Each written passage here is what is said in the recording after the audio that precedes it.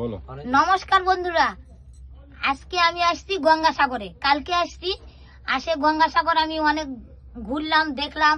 আজকে গঙ্গাসাগরও গেছিলাম, অনেক ভিডিও করেছি, ছবি তুলে নিয়ে আসছি।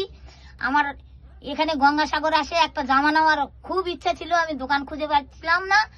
আজকে সন্ধ্যাবেলায় এই দোকানে আসলাম। এই যে আমার ভাস্তা আমাকে দেখে ডাকলো, আমার ছবি তুললো, আমার সঙ্গে কথা বললো, আর বললো যে মাসি তুমি কোন জামাটা নিবা নাও।